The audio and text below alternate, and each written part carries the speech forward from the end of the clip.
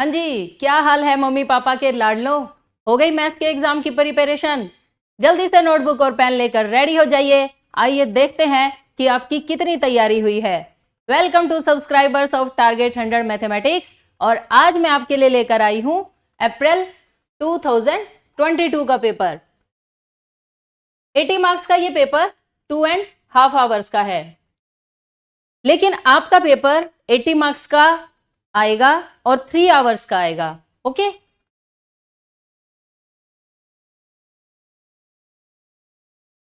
इस पेपर में 40 क्वेश्चंस हैं 1 मार्क के, लेकिन आपके पेपर में 16 क्वेश्चंस आएंगे 1 मार्क के। पेपर कोई भी हो, हमें सिर्फ क्वेश्चंस सोल्व करने हैं। ओके, 6 क्वेश्चंस हैं यहां पर 2 मार्क्स के, 4 क्वेश्चंस हैं 4 मार्क्स के और 2 क्वेश्चंस हैं 6 मार्क्स के। Understand? Now section A, question number 1।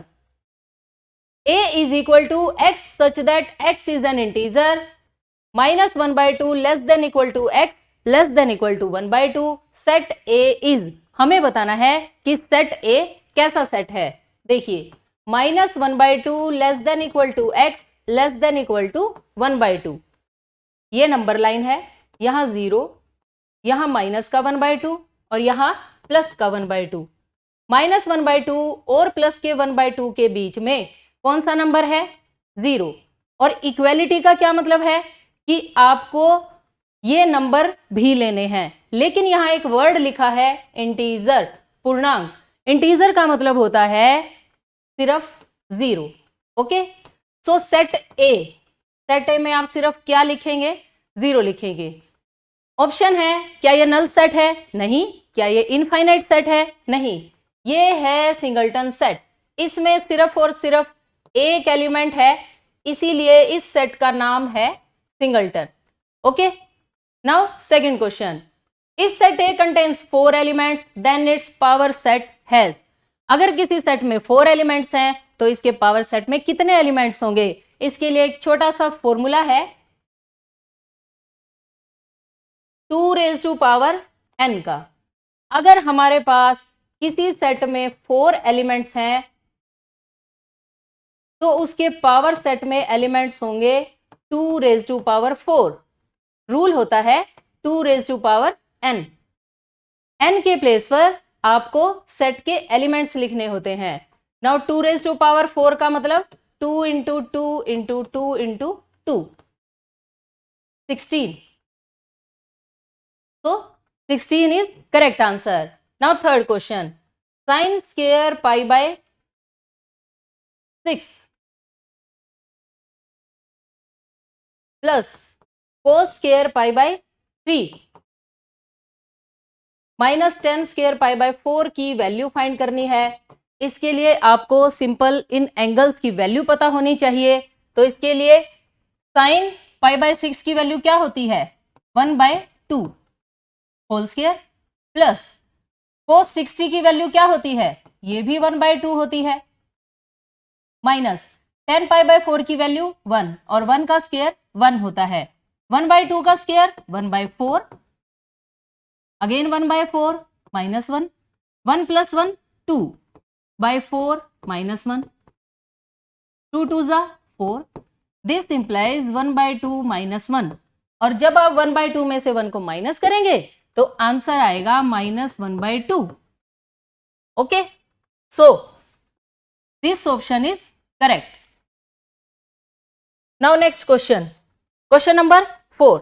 If a is equal to ABCDE and B is equal to AEIOU, हमें बताना है A इंटरसेक्शन B। अगर A सेट में एलिमेंट्स हैं ABCDE और B सेट में एलिमेंट है AEIOU। इंटरसेक्शन का मतलब होता है जो एलिमेंट्स दोनों सेट्स में हैं। और कौन कौन से एलिमेंट्स हैं जो दोनों में है? A दोनों में है, उसके बाद E ये भी दोनों सेट्स में है, बस और कोई ऐसा एलिमेंट नहीं है जो दोनों सेट्स में हो। तो AE is correct answer. Now next question, question number 5, if set S has 21 elements, T has 32 elements. एक सेट S में 21 एलिमेंट्स हैं, T में 32 और S यूनियन T में 42 एलिमेंट्स हैं। हमें बताना है S इंटरसेक्शन T में कितने एलिमेंट्स होंगे। सिंपल सा आप रूल अप्लाई करेंगे यहां पर, N of S intersection T is equal to NS plus NT minus N of S union T। NS की वैल्यू 21 प्लस NT की वैल्यू 32 माइनस 42। इन दोनों टर्म्स का sum 53 minus 42, 11, which is required answer.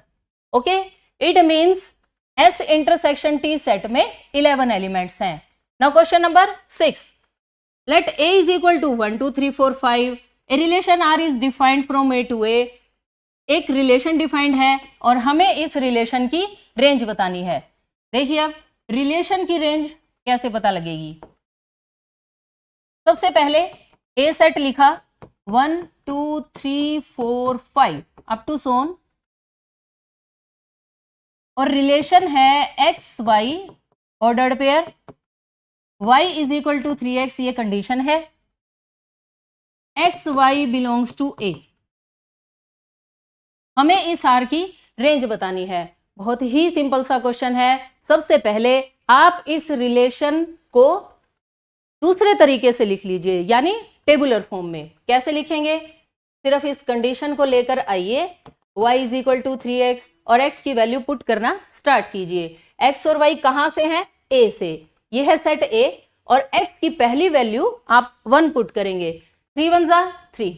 जब आपने x को 1 put किया, 3 1 जा 3, y की वैल्यू कितनी आ गई? 3। ये एक ऑर्डर्ड पेयर बन गया। सिमिलरली आपको ऐसे ही वैल्यू पुट करते जाना है x की, और जो आपके पास y की वैल्यू आएगी उसको आप यहां नोट डाउन करते चले जाएंगे। अगर आपने x के प्लेस पर लिखा 2, तो 3 2 जा 6, 2 रखने से 6 आया। 3 रखेंगे तो क्या आएगा? 3 3 जा 9। 4 रखने से क्या आएगा? 4 रखने से आएगा 12। अगर आपने यहां 5 लिखा तो 3 5 जा 15 बन जाएगा। लेकिन इस सेट का लास्ट एलिमेंट 14 गिवन है और 15 इस सेट से बिलोंग नहीं करता। इट मीन्स हम x की वैल्यू को 5 नहीं पुट करेंगे। ओके, रिलेशन ये बन गया। अब इस रिलेशन में से रेंज वो होती है जो आपके आंसर्स होते हैं, और आंसर्स क्या हैं? आंसर्स हैं ये वाली टर्म, ये। Okay, so range is equal to 3 6 9 12, which is required answer. Now question number 7. Find the degree measure of angle subtended at the center of a circle of radius 100 meter. Radius की value 100 centimetre given है, arc की length 22 centimetre given है, और हमें find करना है theta. यहां पर आपको थीटा का फॉर्मूला लगाना है। Theta is equal to L by R, L की वैल्यू 22, R की वैल्यू 100। लेकिन ये थीटा रेडियन में आया है और हमसे ये कहा गया है find the degree measure of angle. Degree measure, हमें इस 22 बाई 100 की डिग्री बनाने के लिए इसे 180 बाई पाई से मल्टीप्लाई करना पड़ेगा, और पाई के लिए इसने कहा है कि आप 22 बाई 7 वैल्यू यूज करेंगे। जब आप इस पाई के प्लेस पर 22 बाई 7 लिखेंगे तो डिवाइड के नीचे जब भी डिवाइड हो तो रेसिप्रोकल हो जाता है। 22 से 22 कैंसिल, 0 से 0, 18 7 जा 126 डिवाइडेड बाय 10। डेसिमल लगाएंगे 12.6 डिग्री, ये आ जाएगी थीटा की value. Okay, now question number 8, if 10x is equal to 3/4, x third quadrant में है और हमें वैल्यू बतानी है साइन x की। ये बिल्कुल ही सिंपल सा क्वेश्चन है। 10x की वैल्यू 3/4, x है थर्ड क्वाड्रेंट में और हमें बताना है साइन x। क्योंकि ये 1 नंबर का क्वेश्चन है और इसमें आपको ऑप्शन भी दिए हुए हैं कि कौन सा ऑप्शन ट्रू है, इसके लिए आप सिंपल 10th क्लास वाली ट्रिक लगा दीजिए। क्या? पंडित बद्री प्रसाद हर हर बोले। ये 10 होता है p/b, इट मीन्स ये वैल्यू p की, ये वैल्यू b की।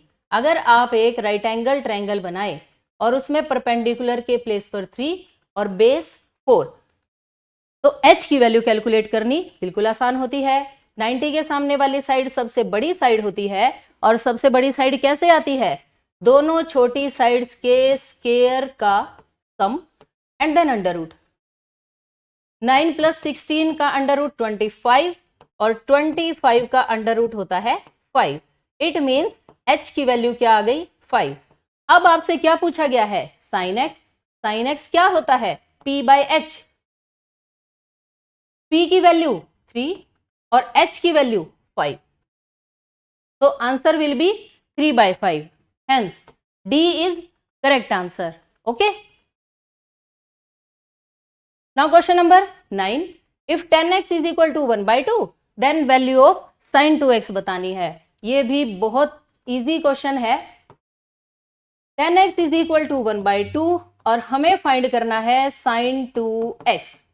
साइन 2x का रूल होता है 2 10x डिवाइडेड बाय 1 + 10^2x। बस अब इस फॉर्मूले में आपको 10 की वैल्यू पुट कर देनी है। 2 × 1/2 डिवाइडेड बाय 1 + 1/2 का स्क्वायर। 2 से 2 कैंसिल हो गया। 1/2 का स्क्वायर 1/4, 4 1 = 4 + 1 5, यानी 1/5/4। अगर आप इसका रेसिप्रोकल करेंगे तो ये 4/5 आ जाएगा और यही इस क्वेश्चन का आंसर है। Okay, so A option is correct. Now question number 10। Question number 10 करने के लिए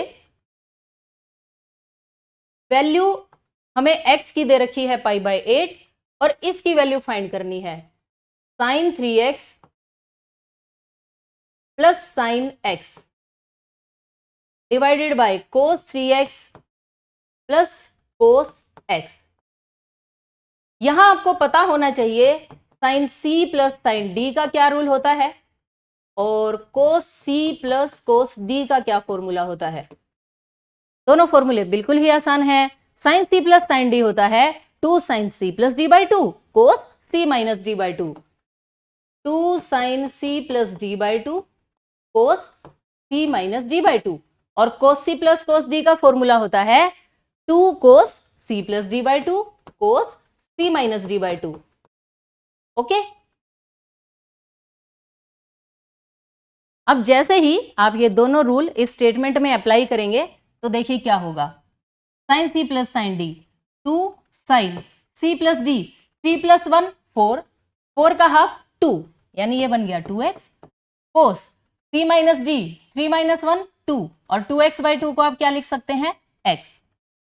सिमिलरली डिनोमिनेटर में कोस c plus d 3x plus x/2 ये बनेगा 4x/2 और 2 2 = 4, वैल्यू क्या आ जाएगी? 2x। कोस c माइनस d 3 - 1 2 और 2 को 2 से डिवाइड करेंगे तो 1 आ जाएगा। ऐसे कोस x से कोस x कैंसल, 2 से 2 कैंसल हो जाएगा और साइन बाय कोस होता है 10। This is equal to 10 2x। अब देखिए x की वैल्यू हमें π/8 गिवन है।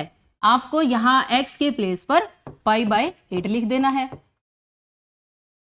2 4 = 8 और ये बन गया 10 π/4 और 10 π/4 की वैल्यू कितनी होती है? 1, which is required answer. So B is correct. Now question number 11, 10 15 की वैल्यू पूछी गई है। 10 15 थोड़ा सा आपको कैलकुलेट करना पड़ेगा। 15 को ऐसे ब्रेक कीजिए जिनकी वैल्यूज आपको पता है। अगर 45 में से 30 को माइनस कर दिया जाए तो 10 15 आ जाएगा। अब 10a माइनस बी का फॉर्मूला। 10a माइनस बी क्या होता है? 10a minus 10b divided by 1 plus 10a into 10b। ये रूल आप अप्लाई कर दीजिए और वैल्यूज को पुट कर दीजिए, आंसर बड़े आराम से कैलकुलेट होगा। a की वैल्यू 45, b की value 30 divided by 1 plus 1045 into 1030। 1045 1 होता है, 1030 1 upon under root 3 divided by इन दोनों नंबर्स की मल्टीप्लाई। अब मल्टीप्लाई क्या आएगी? 1 अपॉन अंडर रूट 3। एलसीएम लिखेंगे आप, अंडर रूट 3 और 1 की multiply under root 3 minus 1। Similarly denominator में एलसीएम लेंगे तो under root 3 plus 1 divided by under root 3। यहां से ये टर्म कैंसिल हो जाएगी और बचेगा under root 3 minus 1 divided by under root 3 plus 1। लेकिन जब आप इस क्वेश्चन के ऑप्शंस में जाते हैं तो अभी ये वाला ऑप्शन कहीं नहीं है। इसका मतलब ये नहीं होगा कि आप आंसर लगाए आएंगे इनमें से कोई नहीं, नन ऑफ दीज, ऐसा आपको नहीं करना है। तो फिर क्या करें? आप इसे रेशनलाइज करेंगे। Under root 3 minus 1 under root 3 minus 1, इन दोनों की मल्टीप्लाई मतलब अंडर रूट 3 माइनस 1 का whole square divided by a plus b into a minus b क्या होता है? A square minus b square under root 3 का स्क्वायर माइनस 1 का स्क्वायर, ऐसे। नाउ ए माइनस बी का होल स्क्वायर होता है a square plus b square minus 2ab। ये रूल आप यहां अप्लाई कीजिए, a square plus b square minus 2ab, ऐसे डिवाइडेड बाय अंडर रूट 3 का स्क्वायर 3 और 3 माइनस 1 की value 2, 3 plus 1 4, 4 minus 2 under root 3 divided by 2। Numerator में से क्या कॉमन ले सकते हैं आप? 2 को कॉमन लिख लीजिए, 2 minus under root 3 divided by 2, 2 से 2 कैंसिल हो जाएगा और आंसर क्या आएगा? 2 माइनस अंडर रूट 3। तो A is correct answer. Understand? Now question number 12, the value of cos pi bye 4x, pi by 4 minus x, cos pi by 4 minus y minus sine pi by 4 minus x into sign pi by 4 minus y। हमें इस term की value बतानी है और ये 4 option answer के लिए। cos pi by 4 minus x, cos pi by 4 minus y, sine pi by 4 minus x और sine pi by 4 minus y। अब बताइए cos A cos B minus sine A sine B, ये किसका formula होता है? ये रूल होता है cos A प्लस B का, cos A प्लस B का। तो आप यहां हैं इसके अकॉर्डिंग और ये बना दीजिए, A की वैल्यू ये और B की वैल्यू ये। cos A, ये तो आपने लिखा है A और ये लगा प्लस, उसके बाद B की value pi by 4 minus y, ऐसे। ओके, नाउ पाई बाय 4 में जब आप पाई बाय 4 को ऐड करेंगे तो ये बनेगा 2 pi by 4 minus x minus y, ऐसे। अंडरस्टैंड? अब 2 2 जा 4, यानी स्टेटमेंट ये बन गई है पाई बाय 2 माइनस, इन दोनों में से आप माइनस को कॉमन लिख लीजिए, ऐसे। अब सिंपल सा फॉर्मूला, cos 90 माइनस थीटा क्या होता है? Sine theta. इसलिए cos ये 90 है, ये थीटा है, आप इसे क्या लिखेंगे? साइन थीटा, यानी sine x plus y, which is required answer. So C is correct. Understand? बिल्कुल ही आसान क्वेश्चंस हैं। ट्रिग्नोमेट्री तो सिर्फ और सिर्फ फॉर्मूलों पर बेस्ड होती है। अगर आपको सारे रूल्स याद हैं तो आप आराम से सारे क्वेश्चंस कर सकते हैं।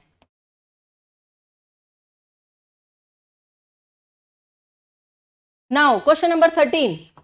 क्वेश्चन नंबर 13 में कहा गया है इफ x माइनस 2 प्लस y plus 1 iota is equal to 3 plus 4 iota.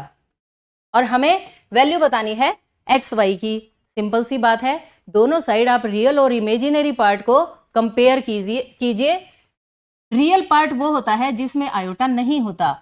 x minus 2 is equal to 3 और y plus 1 is equal to 4।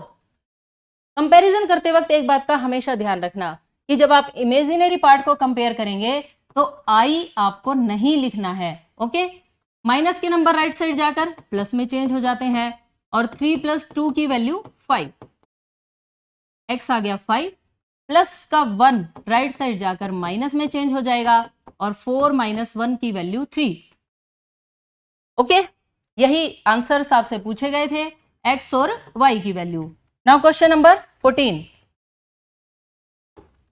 Question number 14 में आपसे ये कहा गया है कि if 3x minus 7 greater than 5x minus 1 then value of x की value कौन से इंटरवल में लाई करती है। तो पहले आप इस इनइक्वालिटी को सोल्व कर लीजिए। कैसे सोल्व करेंगे, ये 5x है, ये 3, प्लस का 3 इधर ले आइए, माइनस का 3 बन जाएगा। माइनस 7 तो पहले से ही है, माइनस 1 इधर आकर प्लस 1 में चेंज हो जाएगा। नाउ माइनस 7 प्लस 1 माइनस 6 और 5 माइनस 3 की वैल्यू 2। मल्टीप्लाई वाले नंबर डिवाइड में और 2 3 6। This implies minus 3 greater than x। आप इस बात को ऐसे लिख सकते हैं, x is less then minus 3। x की तरफ ये पॉइंट रहना चाहिए। ओके, माइनस 3 से छोटे कहां तक जाते हैं, माइनस इन्फिनिटी तक। ये माइनस 3 इन्फिनिटी की तरफ हमेशा ओपन इंटरवल होता है ऐसे, और क्योंकि इक्वेलिटी तो कहीं नहीं है इसलिए माइनस 3 की तरफ भी ओपन इंटरवल रहेगा। तो कौन सा ऑप्शन ट्रू हो जाएगा, P, minus infinity minus 3। Understand. Now question number 15। Question number 15 में आपसे कहा गया है the value of 6p3 minus 6p2। हमें इसकी वैल्यू बतानी है। यहां सिंपल NPR का फॉर्मूला लगाइए। NPR का क्या रूल होता है, n factorial divided by n minus r factorial. तो 6p3 की क्या वैल्यू होगी, 6 फैक्टोरियल डिवाइडेड बाय 6 माइनस 3 का फैक्टोरियल माइनस 6p2 की वैल्यू 6 फैक्टोरियल 6 माइनस 2 का फैक्टोरियल। ओके, यहां से 6 फैक्टोरियल को आप कॉमन लिखिए, 1 upon 3 factorial minus 1 upon 4 factorial. Understand. अब जो फैक्टोरियल में बड़ा नंबर होता है यानी 4 फैक्टोरियल, इस 4 फैक्टोरियल में 3 फैक्टोरियल भी शामिल होता है। तो आप क्या लिखेंगे, 1 upon 3 factorial minus 1 upon 4 factorial को लिखा जा सकता है 4 इंटू 3 फैक्टोरियल। इसका क्या फायदा होगा, इसका फायदा ये होगा कि हम यहां से 3 फैक्टोरियल को कॉमन लिखेंगे। जैसे ही आप 3 फैक्टोरियल को कॉमन लिखेंगे तो स्टेटमेंट क्या बन जाएगी, स्टेटमेंट बनेगी 1 माइनस 1 बाय 4। ओके, अब 6 फैक्टोरियल को लिखिए, 6 5 4 और 3 फैक्टोरियल पर रुक जाइए क्योंकि 3 फैक्टोरियल डिनोमिनेटर में है और ये इससे कैंसिल हो जाएगा। 4 1 जा 4, 4 माइनस 1 3, 3 बाय 4। ये 4 से ये 4 कैंसिल हो गया, 6 5 जा 30 और 33 जा 90, विच is required answer.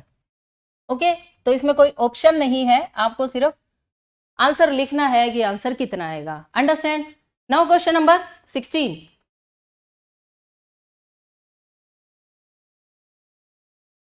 Question number 16 में nth टर्म दे रखी है AP की, यानी an की वैल्यू है 5n प्लस 1 और हमें बताना है d क्या होता है, a2 minus a1। Second term में से फर्स्ट टर्म माइनस करें, लेकिन हमारे पास कोई भी टर्म गिवन नहीं है सिवाय an के। तो आप क्या करेंगे, पहले n के प्लेस पर 1 लिखेंगे, 5 इंटू 1 प्लस 1, 5 1 जा 5 प्लस 1 6, ये तो है फर्स्ट टर्म। सेकेंड टर्म के लिए n के प्लेस पर 2 लिखना है, 5 इंटू 2 प्लस 1, 5 2 जा 10, 10 प्लस 1 11। नाउ d पूछा गया है आपसे a2 माइनस a1 यानी 11 माइनस 6 और ये डी की वैल्यू आ गई है 5। ओके, तो answer is 5। Question number 17, geometric mean बताना है 4 एंड 64 के बीच में। ज्योमेट्रिक मीन का क्या फॉर्मूला होता है? ज्योमेट्रिक मीन का फॉर्मूला होता है अंडर रूट ए बी, यानी 4 इंटू 64। 64 को आप क्या लिख सकते हैं? 16 4 जा, ओके। डबल 4 है, अंडर रूट से बाहर आकर 4, और 16 का अंडर रूट क्या होता है? 4, और 4 4 जा 16। सो जियोमेट्रिक मीन की वैल्यू आ गई है 16। अंडरस्टैंड? यहां पर 16। Next question, find the modulus of complex number. Complex number का मॉडुलस पूछा गया है आपसे, और कॉम्प्लेक्स नंबर की वैल्यू है z is equal to 1 plus 2 iota का स्क्वायर। हमें मॉडुलस z बताना है, लेकिन उसके लिए पहले आपको a प्लस बी का होल स्क्वायर ओपन करना पड़ेगा, यानी a square plus b square 4 iota का square plus 2ab। Iota square की वैल्यू -1 प्लस 4 आयोटा, और 1 माइनस 4 का मतलब -3 प्लस 4 आयोटा। ये है z, और यहां से हमें कैलकुलेट करना है मॉडुलस z। z का मॉडुलस क्या होता है? a square plus b square का अंडर रूट, यानी -3 का स्क्वायर प्लस 4 का स्क्वायर और अंडर रूट। 3 3 जा 9, 4 4 जा 16, और अंडर रूट से क्या आएगा? 25। 25 का अंडर रूट आएगा 5, विच इज रिक्वायर्ड आंसर। ये है कॉम्प्लेक्स नंबर का मॉडुलस। ओके, नाउ इसका आंसर हो गया 5। Now question number 19। Question number 19 में आपसे कहा गया है NC6 और NC8 दोनों की वैल्यू इक्वल है। ओके, हमें फाइंड करनी है n की वैल्यू क्या होगी। यहां एक सिंपल सा रूल लगाइए आप, NCR is equal to NCN minus R। Okay, अब NC6 का क्या मतलब है? NCN माइनस 6, सिर्फ यहां आपको रूल अप्लाई करना है, और NC8 as it is. Understand?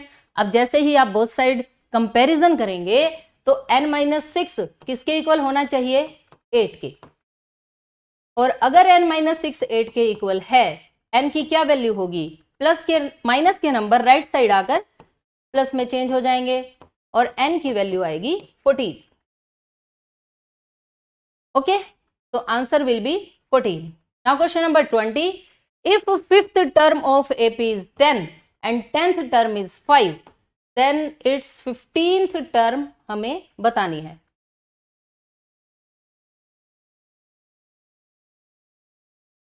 A5 की वैल्यू है 10, और 10th टर्म की वैल्यू है 5। हमें फाइंड करना है A15। बहुत सिंपल सी बात है, A5 का मतलब है a plus 4d is equal to 10, और A10 का मतलब a plus 9d is equal to. जैसे ही आप साइन चेंज करेंगे a कैंसल हो जाएगा, और 4 माइनस 9 की वैल्यू -5,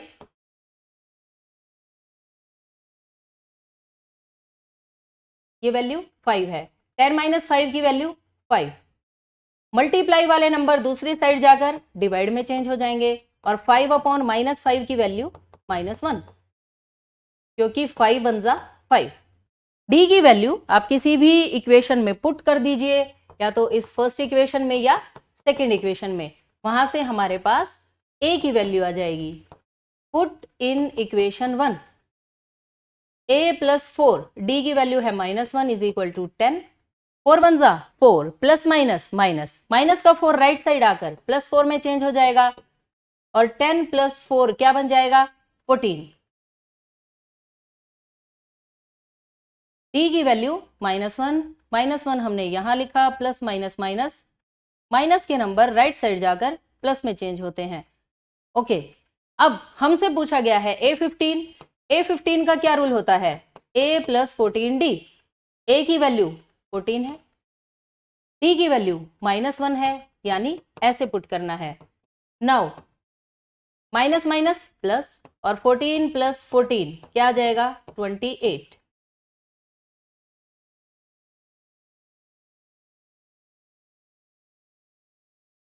ये वैल्यू ओके, A15 की वैल्यू 28, इसने हमसे A15 पूछा था, तो answer will B 28 which is required answer. Understand? Now question number 21, बिल्कुल ही सिंपल सा क्वेश्चन है। 1 + आयोटा की 4, 1 + आयोटा रेज टू पावर 4, हमें इसकी वैल्यू कैलकुलेट करनी है। 4 को आप लिखिए 1 + आयोटा ये स्क्वायर और एक और square. Okay, now a + b का होल स्क्वायर क्या होता है? a² + b² + 2ab whole square as it is. Iota square की value -1 + 2 iota whole square as it is. 1 - 1 0, और 2 आयोटा का स्क्वायर क्या होगा? 4 आयोटा स्क्वायर, और आयोटा स्क्वायर की वैल्यू -1, यानी answer will B -4। Okay, so C is correct answer. Now question number 22.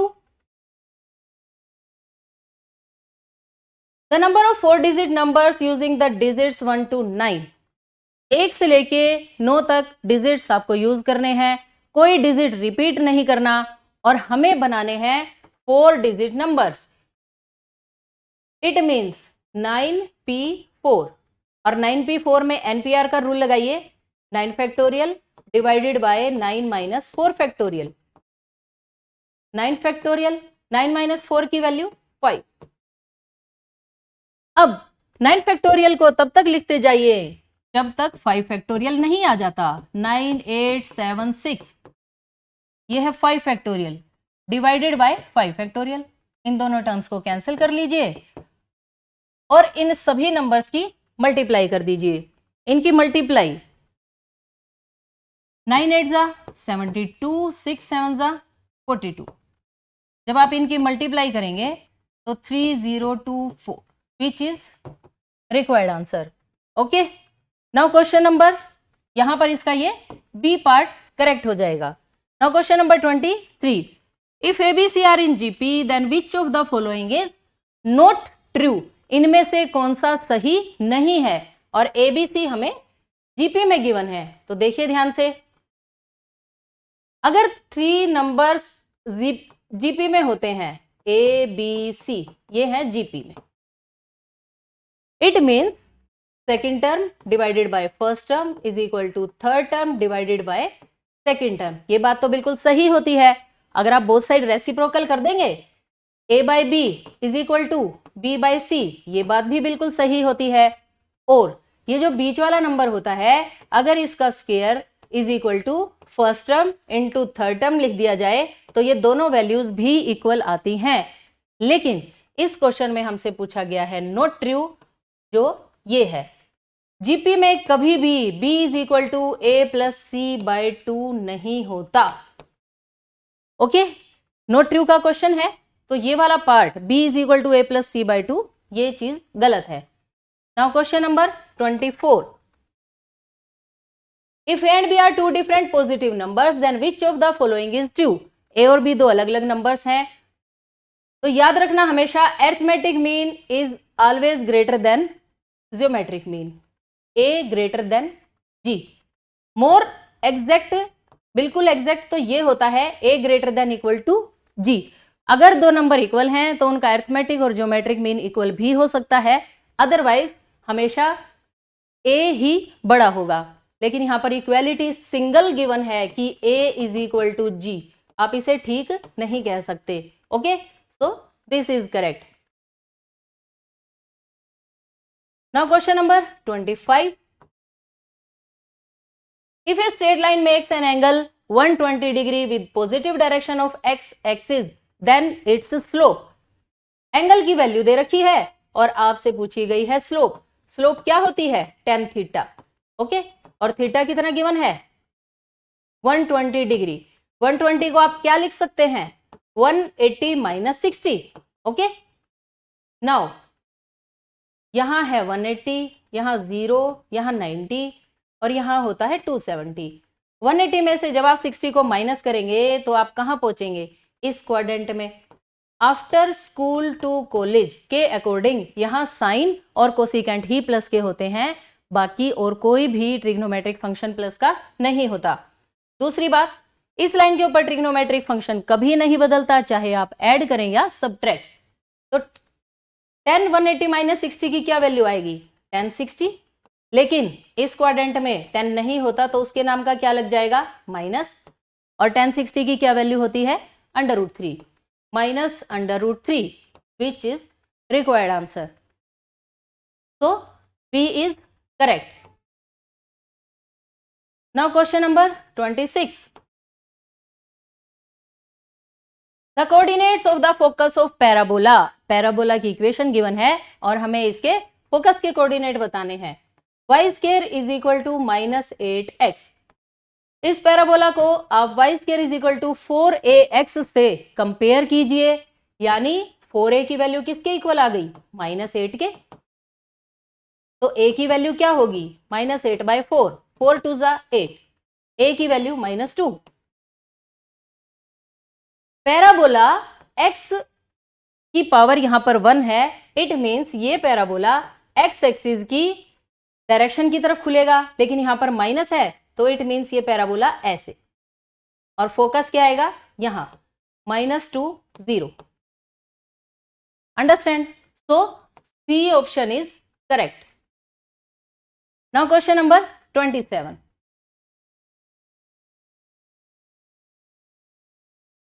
The coordinates of the center of the circle. हमें एक circle की इक्वेशन गिवन है और हमें सेंटर के कोऑर्डिनेट बताने हैं।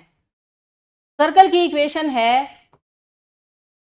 x² + y² -4x + 8y - 5 is equal to 0। हाँ जी, क्या आपको सेंटर के कोऑर्डिनेट्स का फॉर्मूला पता है? -½ ऑफ कोफिशिएंट ऑफ x और -½ of coefficient of y। Centre is equal to -½ of coefficient of x। x का कोफिशिएंट कौन है? -4, और -½ ऑफ कोफिशिएंट ऑफ y यानी 8।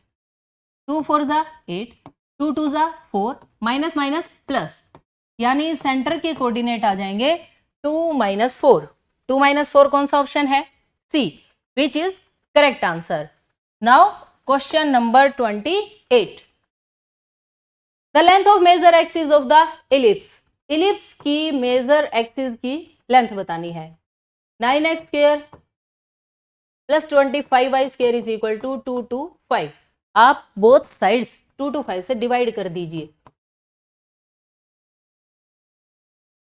25y² divided by 2 to 5 is equal to 2 to 5/2 to 5। ये दोनों terms cancel, 25 9 जा 9 से जब आप इसे कैंसिल करेंगे तो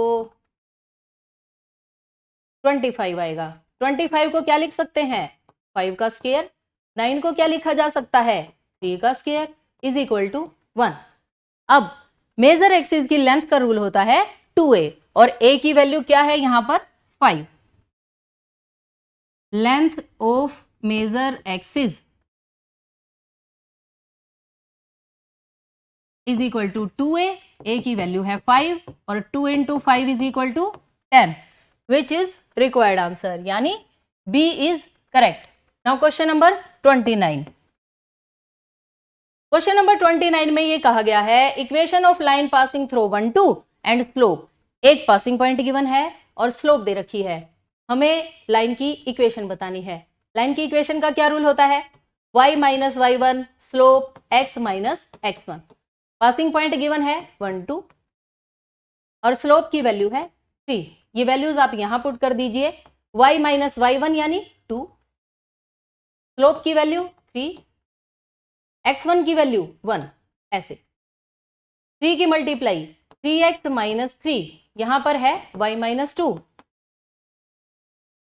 प्लस का y राइट साइड आकर माइनस में चेंज हो जाएगा और माइनस का 2 +2 में, और इधर क्या बचेगा?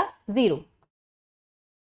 इस इक्वेशन को आप ठीक से लिखेंगे 3x minus y minus 1 is equal to 0, which is required answer. Okay, question number 30. Question number 30 भी बहुत इजी क्वेश्चन है. लाइन है x by 3 plus y by 4 is equal to 1. This line meets y axis at the point. ये line y axis को कौन से point पर meet करती है? ये लाइन की इंटरसेप्ट फॉर्म है, और इंटरसेप्ट फॉर्म में जो y के नीचे होता है बस वही उसी पॉइंट पर ये लाइन y एक्सिस को मीट करेगी. तो पॉइंट क्या बन गया? 4. Question number 31. Length of perpendicular from 0 0. ये है पॉइंट 0 0 और हमें बतानी है इस परपेंडिकुलर की लेंथ. इस परपेंडिकुलर की लेंथ जो इस लाइन पर परपेंडिकुलर है 3x plus 4y plus 15 is equal to 0. अब लेंथ ऑफ परपेंडिकुलर का बहुत ही सिंपल सा फॉर्मूला होता है क्या? ax1 plus by1 plus c, इसका modulus divided by a square plus b square.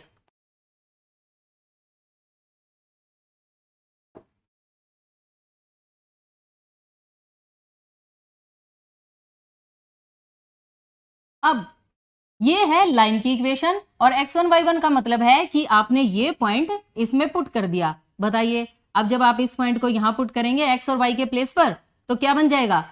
3 into 0 plus 4 into 0 plus 15. Okay, divided by a square plus b square. A और b क्या है? लाइन के x और y के कोफिशिएंट्स. x का coefficient क्या है यहाँ? 3 और y का कोफिशिएंट है 4. इनके स्क्वायर का सम और ऐसे अंडर रूट. अंडरस्टैंड? ये वैल्यू 0, ये वैल्यू भी 0, सिर्फ क्या बचेगा? 15 डिवाइडेड बाय 3 का स्क्वायर क्या होगा? 9, 4 का स्क्वायर 16, 9 प्लस 16 25 और 25 का अंडर रूट होता है 5. 5 3 जा 15. ये है length of perpendicular 3 units. Okay, तो इसका आंसर हो गया 3 units. Understand? Now question number 32. Eccentricity of the ellipse. हमें इलिप्स की इक्वेशन गिवन है और हमें बतानी है इसकी इसेंट्रिसिटी यानी ई की value. 4x square plus 9y square is equal to 36. पहले तो आप इसमें a और b की वैल्यू फाइंड करके लाइए. उसके लिए क्या करना पड़ेगा? राइट साइड को 1 बनाना पड़ेगा और इसलिए हम बोथ साइड्स 36 से डिवाइड कर देंगे. 4 9 जा 36, 9 4 जा 36, यानी x square upon 9 y square upon 4 is equal to 1. अब हमें एक बात का पता है कि b square is equal to a square 1 minus e square. ये फॉर्मूला आप अच्छे से याद कर लीजिए. अगर आप इसमें a और b की वैल्यू पुट कर देंगे तो e की वैल्यू आ जाएगी. यहां पर a स्क्वायर की क्या वैल्यू है? 9 और ये 4 है b स्क्वायर की वैल्यू. b स्क्वायर यानी 4 is equal to 9 1 minus e square. Multiply वाले नंबर दूसरी साइड जाकर डिवाइड में, यहां है 1 माइनस e स्क्वायर.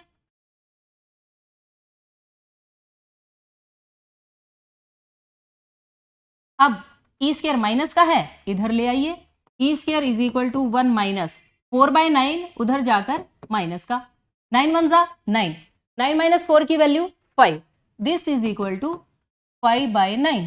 लेकिन आपको ये स्क्वायर हटाना पड़ेगा, इसके लिए अंडर रूट लिया जाएगा. अंडर रूट 5 और 9 का अंडर रूट क्या होता है? 3. ये है इसेंट्रिसिटी की value. Okay, under root 5 by 3. Now question number 33. Limit x tends to 0 sine x by x की हमें वैल्यू बतानी है. Limit x tends to 0 sine x by x 1 होता है. हमेशा याद रखना, 1 नंबर का क्वेश्चन है ये. Limit x tends to 0 sine x over x की वैल्यू 1 होती है. हमें सिर्फ ये बताना है 1. Question number 34. Derivative y is equal to 3x square plus 5x plus 6. Derivative बताना है. y का डेरिवेटिव क्या होगा? dy by dx is equal to 3 2 ज़ा 6x प्लस 5, बस कांस्टेंट का डेरिवेटिव 0 होता है, इतना ही रहेगा ये question. Now question number 35, limit x tends to 1 fx, ये फंक्शन की वैल्यू दे रखी है और हमें बताना है कि इस लिमिट की क्या वैल्यू आएगी। fx is equal to x square minus 1, x less than equal to 1 और माइनस एक्स स्क्वायर माइनस 1 अगर x ग्रेटर देन 1 है। तो हम सबसे पहले लिमिट कब एग्जिस्ट करती है, if LHL is equal to RHL is equal to उस पॉइंट पर फंक्शन की वैल्यू, अगर ये तीन बातें बराबर हो तो फंक्शन की लिमिट एग्जिस्ट करेगी, अदरवाइज नहीं करेगी। इसलिए हम सबसे पहले लेफ्ट हैंड लिमिट कैलकुलेट कर लेते हैं। Limit x tends to, left hand limit का मतलब होता है 1 माइनस, और अब आप इसे ध्यान से रीड करेंगे, x छोटा है 1 से, x जब 1 से छोटा है तो फंक्शन की क्या वैल्यू है, एक्स स्क्वायर माइनस 1। अब जहां जहां x वहां वहां 1 माइनस h आपको पुट करना है, और h किसे टेंड करेगा, 0 को, और अब h के प्लेस पर आप 0 लिखेंगे, 1 का स्क्वायर 1 होता है और 1 माइनस 1 की वैल्यू 0 आ गई। ये तो है LHL। RHL का क्या मतलब होता है, RHL का मतलब होता है limit x tends to 1 plus, right hand limit 1 plus, और अब आप इसे यहां से रीड करेंगे, x बड़ा है 1 से, देखिए जब x 1 से बड़ा होता है तो फंक्शन की क्या वैल्यू है, माइनस एक्स स्क्वायर माइनस 1। अब जहां जहां x वहां वहां 1 प्लस h पुट करना है, और h किसको टेंड करेगा, 0 को, 1 प्लस h का स्क्वायर माइनस 1, h के प्लेस पर आप 0 लिखेंगे तो ये सिर्फ 1 बचेगा, माइनस तो बाहर है, माइनस 1 माइनस 1, इसकी value minus 2। It means LHL not equal to RHL, so limit doesn't exist. एक आंसर 0 आया है, एक आंसर माइनस 2 आया है, तो limit does not exist. Question number 36, बहुत इजी क्वेश्चन है। 5 10x प्लस 4 cos x का हमें डेरिवेटिव बताना है। 5 10x प्लस 4 cos x, हाँ जी बताइए 10 का डेरिवेटिव क्या होता है, secant square x, dy by d x is equal to 5 secant square x plus 4 as it is, cos का डेरिवेटिव होता है माइनस, तो प्लस का क्या बन जाएगा, minus sign x।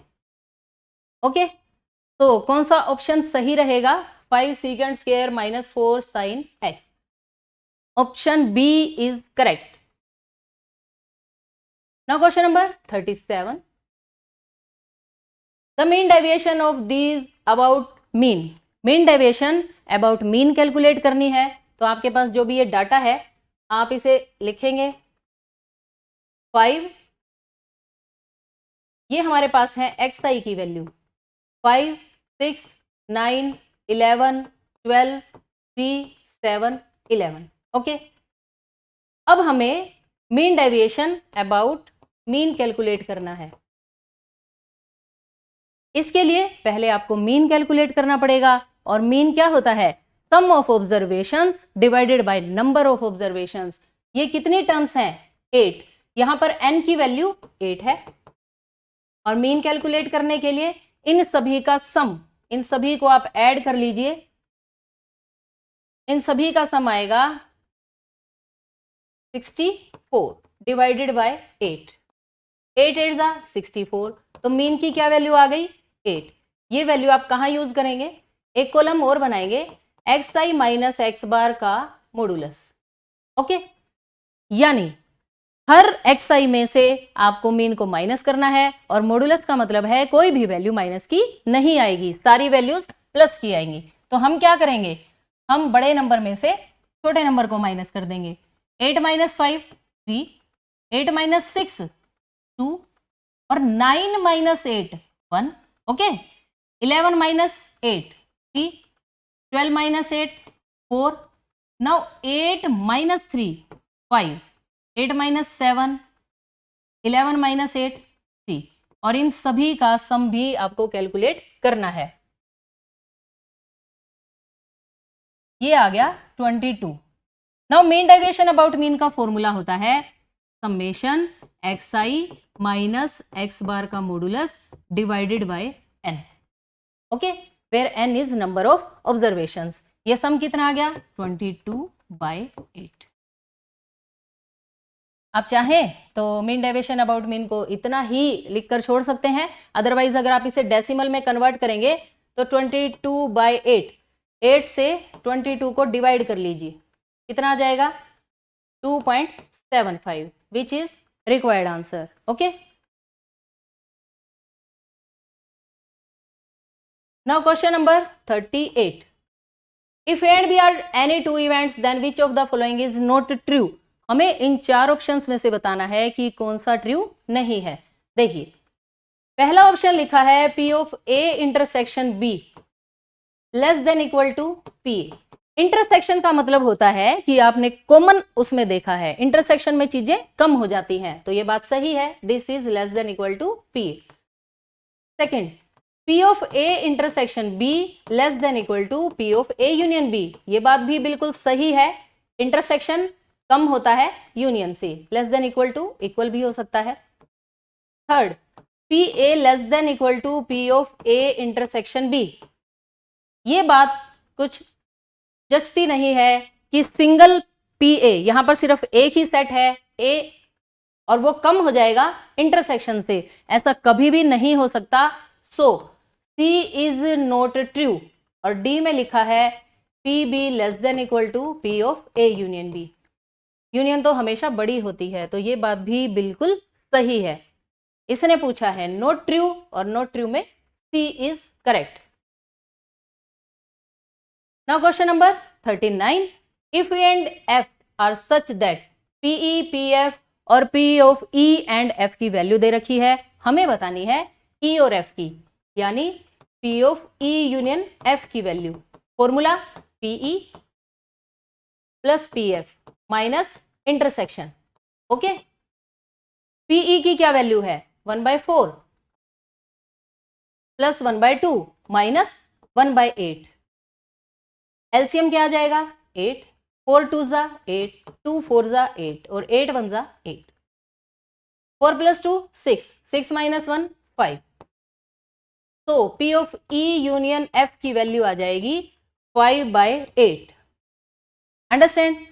Now question 40, एक एक नंबर वाले जो क्वेश्चंस हैं उसमें ये लास्ट क्वेश्चन आ गया है, if two fair coins are tossed, जब भी दो कॉइन टॉस किए जाते हैं तो हमारे पास सैंपल स्पेस में क्या होता है, head head, head tail, tail head या फिर टेल टेल, ये चार ऑप्शंस होते हैं। हमें प्रोबेबिलिटी बतानी है एट लीस्ट वन हेड की।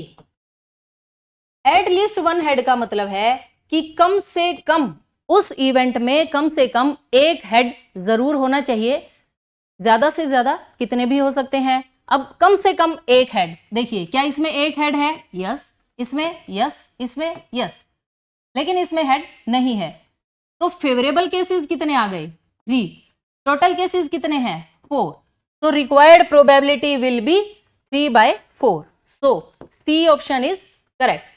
और इसी के साथ आपने एक एक नंबर वाले 40-40 क्वेश्चंस कर लिए हैं, आपके कंसेप्ट्स कुछ क्लियर हुए होंगे, कुछ आपने सीखा होगा। इसके बाद नाउ सेक्शन बी, बहुत ही सिंपल सा क्वेश्चन है, ये भी प्रूव दैट का क्वेश्चन है। लेफ्ट हैंड साइड लेकर चलेंगे और राइट साइड आंसर में ले आएंगे। देखिए मैं स्टेटमेंट यहां लिख देती हूं। Question number second, section B, cos 4x plus cos 3x plus cos 2x divided by sin 4x plus sin 3x plus sin 2x, और हमें आंसर चाहिए cot 3x का, ओके। यहां पर आपको cos c plus cos d और sin c plus sin d के बस सिर्फ ये दो फॉर्मूले याद होंगे, आप अच्छे से उन्हें अप्लाई करेंगे तो कैलकुलेशन आराम से हो जाएगी। cos c plus cos d क्या होता है, 2 cos c plus D by 2 cos c minus D by 2 और sine c plus sine d का क्या फॉर्मूला होता है 2 sine c plus D by 2 cos c minus D by 2। Okay, ये दो रूल आपको स्टेटमेंट में अप्लाई करने हैं, लेकिन कैसे, ध्यान से देखिए। अगर आपने इन दोनों टर्म्स में अप्लाई कर दिया तो वो फ्रैक्शन में आ जाएगा, इसलिए हम 4x और 2x यानी cos 3x को आप साइड में लिखेंगे और cos c ये प्लस cos d की वैल्यू 2x, इन दो टर्म्स पर cos c plus cos d का रूल अप्लाई करेंगे। 2 cos 4 प्लस 2 6 और 6 का हाफ कितना हो जाएगा 3। फिर है cos c माइनस d यानी 4 माइनस 2 बनेगा और 2 बाई 2 1 और ये जो cos 3x है इसे आप यहां लिख दीजिए ऐसे। अंडरस्टैंड। नाउ सिमिलरली हम sin 4 और sin 2x पर ये वाला रूल अप्लाई करेंगे तो ये टर्म बन जाएगी 2 sin c plus D by 2 cos c minus D by 2 plus ये sin 3x आपको साइड में लिखना है। अंडरस्टैंड। हाँ जी, क्वेश्चन खत्म हो चुका है। कैसे, न्यूमरेटर में से कोई टर्म कॉमन आ रही है, डिनोमिनेटर में से भी टर्म कॉमन आ रही है। कौन, cos 3x को आप कॉमन लिखिए, क्या बचेगा 2 cos x प्लस 1, क्योंकि ये cos 3x सारी टर्म ही बाहर चली गई तो उसके नाम का 1 बचता है। सिमिलरली sin 3x को आप कॉमन लिखेंगे, पहले 2 से 2 को कैंसिल कर दीजिए, क्या बचेगा, ओह सॉरी 2 से 2 कैंसिल नहीं हो सकता क्योंकि बीच में क्या लगा हुआ है प्लस, ये 2 यहीं आएगा, 2 cos x प्लस 1, ये टर्म इस टर्म से कैंसिल हो जाएगी। और cos बाय साइन क्या होता है, cos बाय साइन होता है कोटेंजेंट। क्या आपको यही राइट साइड चाहिए थी, लेफ्ट हैंड साइड आप लेकर चले हैं और राइट साइड आंसर ले आए हैं। प्रूव दैट के क्वेश्चंस ऐसे ही होते हैं। Understand. Now question number 3, section B का क्वेश्चन नंबर 3। इस क्वेश्चन में आपसे ये कहा गया है साइन माइनस 11 पाई बाय 3 की वैल्यू बतानी है। सबसे पहली बात, साइन माइनस एक्स, इसका आंसर होता है माइनस साइन एक्स, तो इस माइनस को आप बाहर लिखिए। और 11 पाई बाय 3 को अब देखिए हम कैसे लिखते हैं। ये जो बाय में 3 है हमें इस एंगल के फैक्टर बनाने पड़ेंगे, ये 3 आप यहां लिखिए। यहां आपको टोटल आंसर चाहिए 11, पाई यहां लिखिए। 3 को किससे मैं मल्टीप्लाई करूं और फिर उसमें से 1 को माइनस कर दूं कि 11 आ जाए। यानी अगर आप यहां पर 4 पाई लिख देंगे, देखिए कैसे, 3 4 जा 12 और 12 माइनस 1 11 आ जाएगा और पाई तो सभी में है इसीलिए पाई भी आ जाएगा। तो आप क्या करेंगे, इस एंगल के आपने ये फैक्टर बना दिए। अब 4 पाई क्या होता है, ये होता है पाई एक, ये 2 पाई, देन 3 पाई, देन 4 पाई, यहां पर है 4 पाई। अगर 4 पाई में से कोई टर्म माइनस होती है तो आप कौन से क्वाड्रेंट में आएंगे, थर्ड क्वाड्रेंट में आएंगे। सबसे पहली बात, इस लाइन के ऊपर ट्रिग्नोमेट्रिक फंक्शन चेंज नहीं होता, so this is equal to minus sine pi by 3। दूसरी बात, 4 पाई में से कुछ सब्ट्रैक्ट करने से थर्ड क्वाड्रेंट में जा रहे हैं और आफ्टर स्कूल टू कॉलेज के अकॉर्डिंग यहां पर साइन नेगेटिव होता है, सिर्फ कोस और सीकेंट ही प्लस के होते हैं। यानी एक माइनस आएगा जो पहले वाले माइनस को खत्म कर देगा। और साइन पाई बाय 3 की वैल्यू क्या होती है, under root 3/2, which is required answer. Okay, now next question. Next question 4th में लिखा गया है x plus y iota is equal to A plus B iota, A minus B iota, और answer हमें लेकर आना है x square plus y square is equal to 1। 2 number में इस सवाल को कैसे करना है देखिए ध्यान से। Taking conjugate both sides. Conjugate क्या होता है, आयोटा के साइन को चेंज करना, जहां जहां आयोटा है उसका साइन चेंज हो जाएगा। ये प्लस वाई आयोटा है minus y iota, A plus B iota A minus B में चेंज, और ये माइनस वाला प्लस में। इसे लिख दीजिए फर्स्ट इक्वेशन और ये है सेकंड इक्वेशन। अब फर्स्ट और सेकंड इक्वेशन की मल्टीप्लाई करनी है आपको। Multiplying equation 1 and 2, left side में लेफ्ट साइड की मल्टीप्लाई होगी और राइट में राइट की, यानी x plus y iota into x minus y iota is equal to, right side की मल्टीप्लाई के लिए पहले आप टर्म्स लिख लीजिए ऐसे, a minus B iota divided by a plus B iota. हाँ जी, ये टर्म इससे कैंसल, ये वाली इससे, क्या बचा 1। ओके, लेफ्ट साइड में देखिए a plus b a minus b का क्या फॉर्मूला होता है, a square minus b square, यानी x square minus y iota का स्क्वायर। ये स्क्वायर जब आप ओपन करेंगे तो आयोटा स्क्वायर और वाई स्क्वायर बनेगा। आयोटा स्क्वायर की वैल्यू क्या होती है, -1, जो बाहर वाले माइनस को प्लस में चेंज कर देगी। X square plus y square is equal to 1।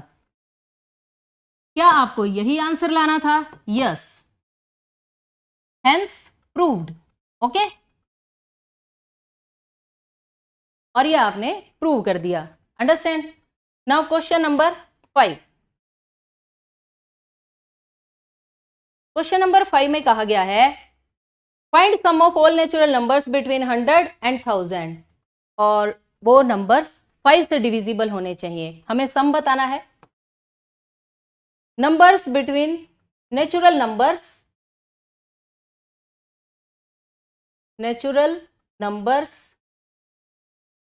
Between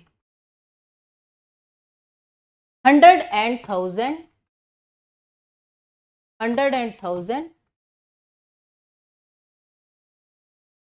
divisible by 5 से डिविजिबल वाले हमें नंबर्स कुछ लिखने हैं।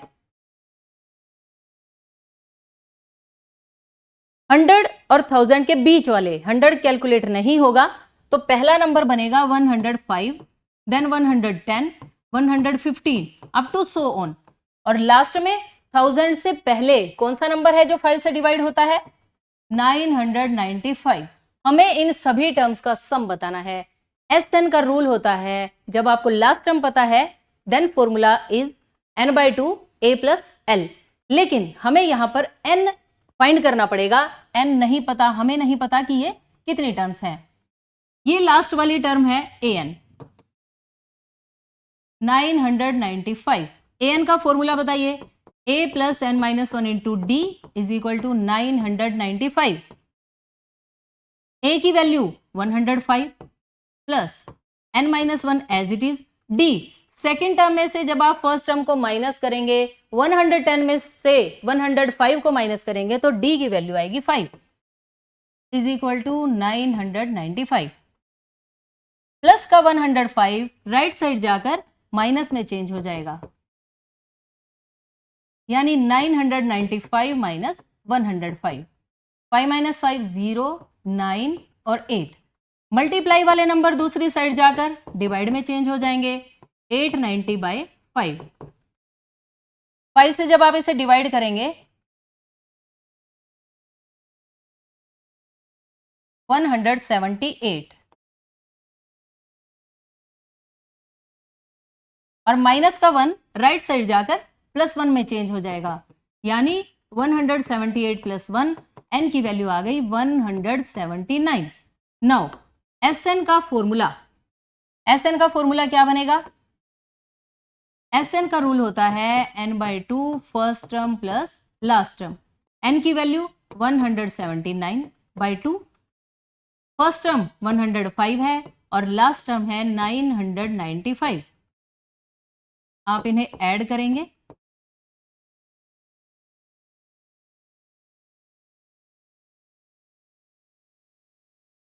$1100 और 2 5 10, 2 5 10, 550। नाउ 179 और 550 की आपको मल्टीप्लाई करनी है। 179 और बस 55 की कर लीजिए, ये मल्टीप्लाई आएगी आपकी 9845, और जो ये 0 है ये यहाँ ये हमारे पास सभी टर्म्स का सम आ गया। Okay, now question number 6। Question number 6 में दो लाइंस की इक्वेशन गिवन है। Find the angles between the lines. मैं लाइंस लिख देती हूं, y minus under root 3 x minus 5 is equal to 0 और under root 3 y minus x plus 6 is equal to 0। हमें इन दोनों लाइंस के बीच का एंगल बताना है। Tan theta. टेन थीटा का क्या फॉर्मूला होता है? टेन थीटा का रूल होता है m1 minus m2 divided by 1 plus m1 into m2। Okay, यहां पर m1 m2 क्या है? ये है लाइंस की स्लोप। और स्लोप कैसे ढूंढते हैं? स्लोप का फॉर्मूला होता है माइनस कोफिशिएंट ऑफ x, यानी ये divided by coefficient of y। y का कोफिशिएंट 1 है, तो स्लोप आ गई अंडर रूट 3। और यहां पर दूसरी स्लोप के लिए अगेन माइनस x का coefficient minus 1 divided bye y का कोफिशिएंट, ऐसे माइनस माइनस प्लस। तो सेकेंड वैल्यू आ गई 1 अपॉन अंडर रूट 3। अब हमें ये दोनों वैल्यूज यहां पुट करनी है। m1 की वैल्यू है अंडर रूट 3 और m2 की वैल्यू है 1 अपॉन अंडर रूट 3। 1 प्लस इन दोनों की मल्टीप्लाई जब आप करेंगे तो अंडर रूट 3 से अंडर रूट 3 कैंसिल हो जाएगा। 1 प्लस 1 की वैल्यू 2। एलसीएम लीजिए, अंडर रूट 3 और अंडर रूट 3 की multiply 3 minus 1 upon under root 3 divided by 2। Okay, now 3 minus 1 का आंसर 2।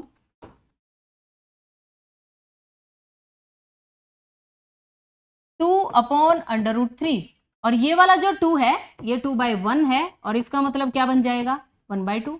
2 से 2 कैंसिल और टेन थीटा की वैल्यू 1 अपॉन अंडर रूट 3 आएगी। अब बताइए 10 में अंडर रूट 3 कब होता है? 10 10 30 का मतलब है पाई बाय 6।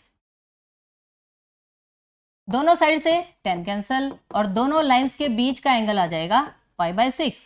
ओके, और इसी के साथ क्वेश्चन नंबर 6 फिनिश हो गया। Now question number 7। ये सेक्शन बी का लास्ट क्वेश्चन है।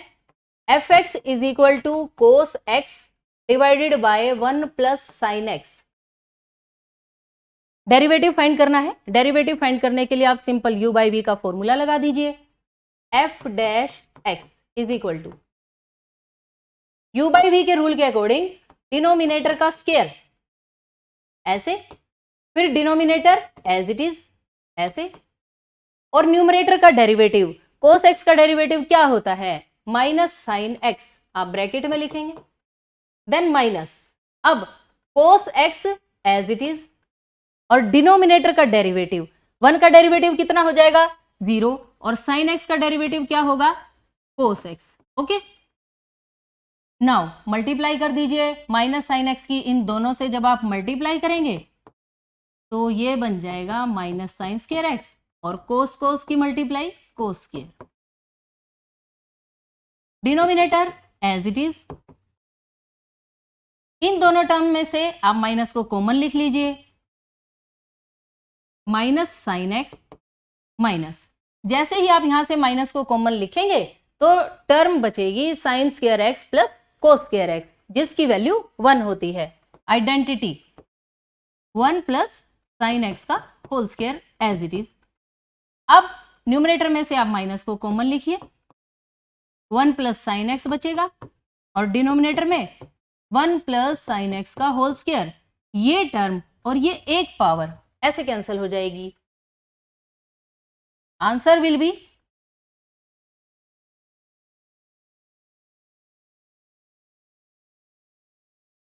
आंसर आएगा minus 1 by 1 plus sine x. Okay, ये आ गई डेरिवेटिव की value. Understand? Now next question section C अब स्टार्ट होगा यहां से। इसके अंदर 4 मार्क्स वाले क्वेश्चंस हैं। Question number 8।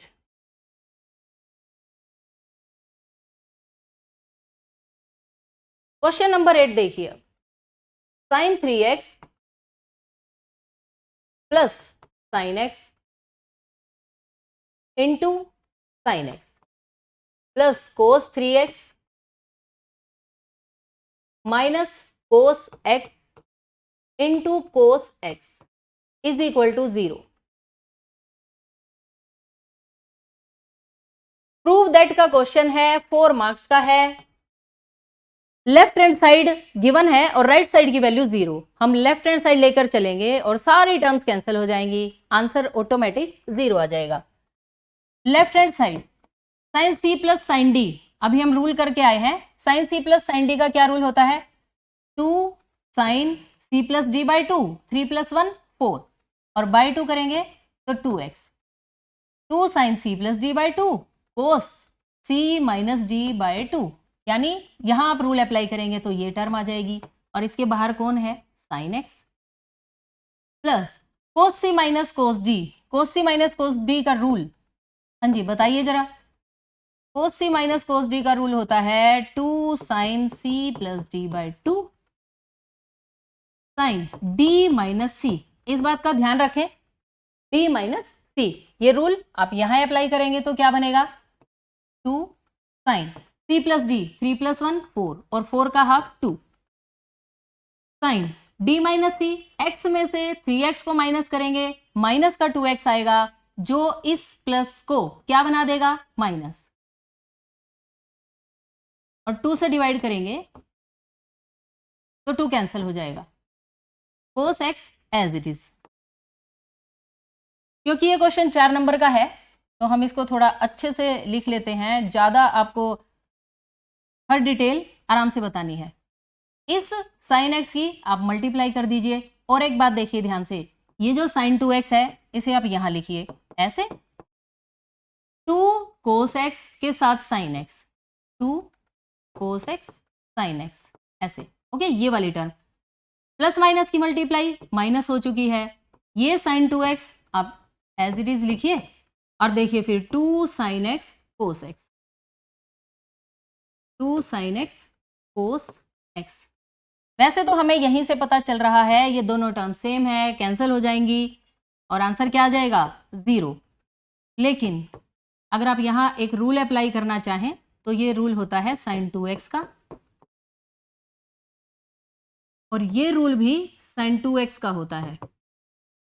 इस टर्म की इस टर्म से multiply, sine square 2x, next term भी साइन स्क्वायर 2x और दोनों terms cancel. Left hand side आप लेकर चले और राइट हैंड साइड आंसर आ गया क्या? 0। अंडरस्टैंड? और इसी के साथ ये सेक्शन सी का पहला सवाल यानी 4 नंबर का सवाल कंप्लीट हो गया। Now next question,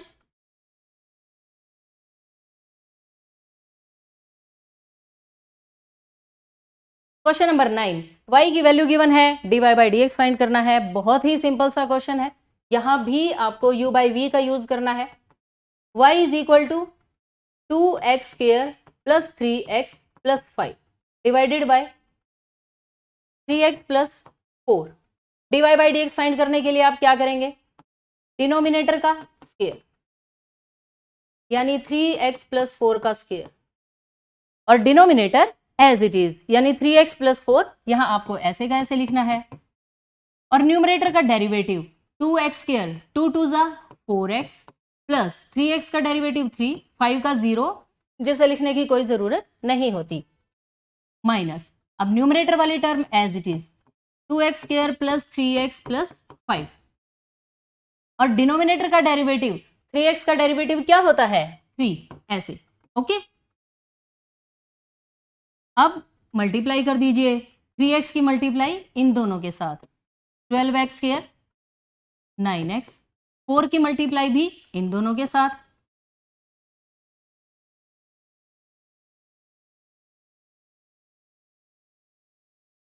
9x plus 4 की मल्टीप्लाई इन दोनों के साथ 4 4 जा 16 और 4 3 जा 12 अगर ब्रैकेट के बाहर माइनस का साइन है तो अंदर के साइन चेंज हो जाते हैं, इस बात का आपको यहां ध्यान रखना है। 3 की मल्टीप्लाई कर दीजिए और साइन चेंज, 3 2 ज़ा 6, 3 3 ज़ा 9, 3 5 ज़ा 15 और denominator as it is. Okay, देखिए अब प्लस 9x और माइनस 9x कैंसिल हो जाएगा। 12 माइनस 6 की value 6 plus 16x as it is. 12 minus 15 minus 3 divided by 3x plus 4 का स्क्वायर। बस सिंपल सा ही क्वेश्चन है, यहां आपको डेरिवेटिव फाइंड करना था और डेरिवेटिव का ये आंसर आ गया। Understand? Now next question, question number 10। Find standard deviation of the following data. आपको इस डाटा का स्टैंडर्ड डेविएशन, इसकी वैल्यू फाइंड करनी है। 4 मार्क्स का ये क्वेश्चन है।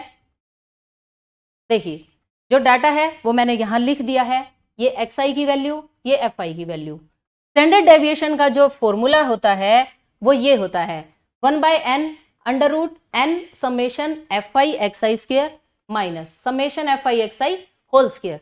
अंडरस्टैंड? फॉर्मूला को आप दूसरे तरीके से भी लिख सकते हैं, लेकिन ये फॉर्मूला मुझे सबसे ज्यादा इजी लगता है, यहां फटाफट से कैलकुलेशन हो जाती है। देखिए कैसे, सबसे पहले आपको fi xi की मल्टीप्लाई फाइंड करनी है। 6 2 ज़ा 12, 10 4 ज़ा 40, ऐसे ही जब आप मल्टीप्लाई करेंगे तो ये कॉलम तैयार हो जाएगा।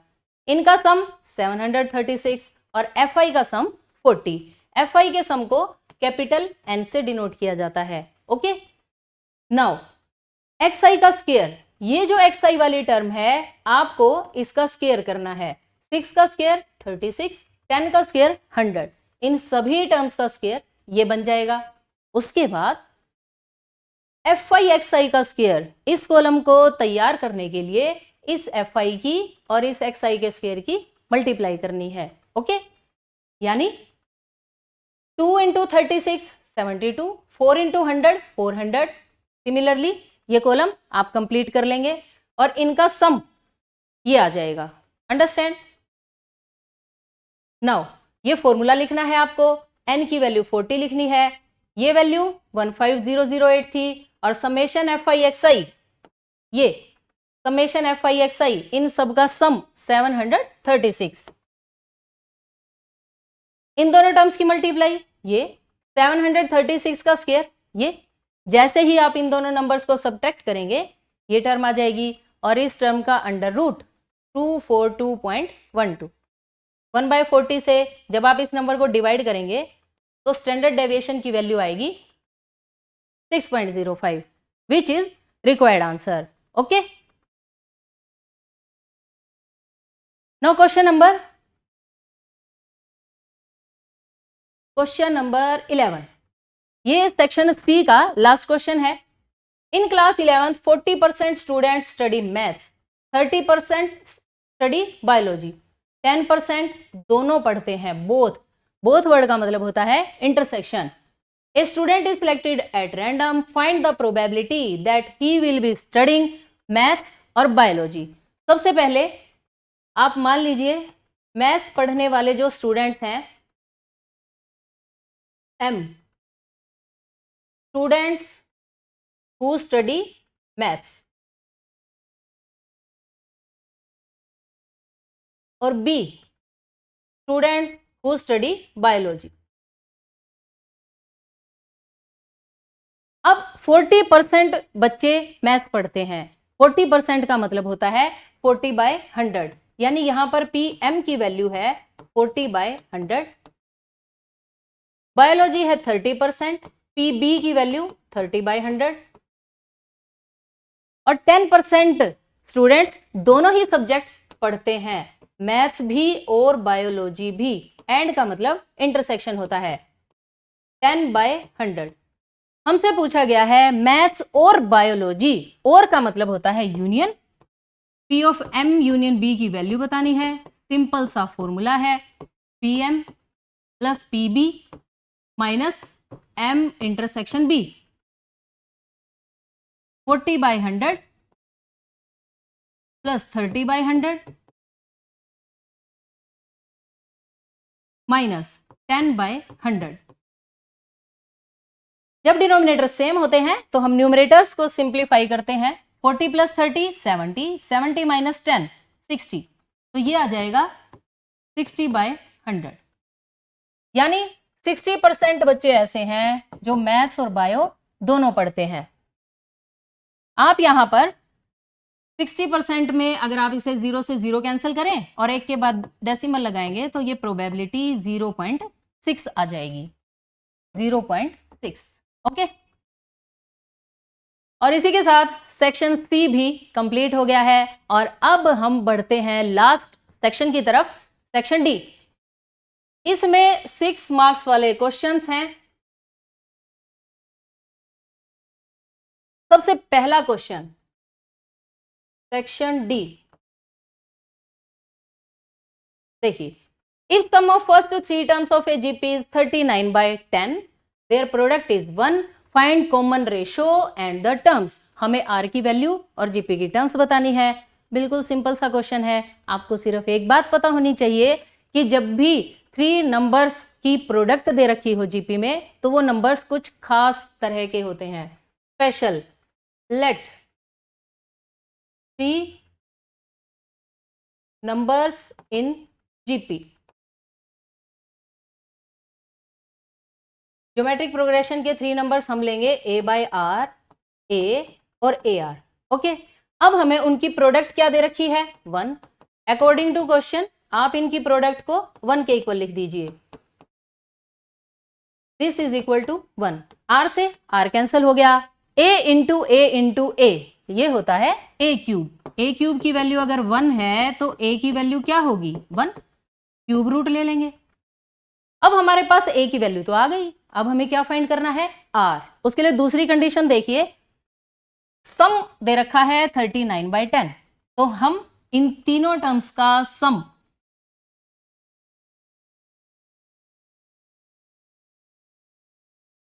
सेकेंड कंडीशन के according a/r plus a plus ar, इनका सम दे रखा है 39/10।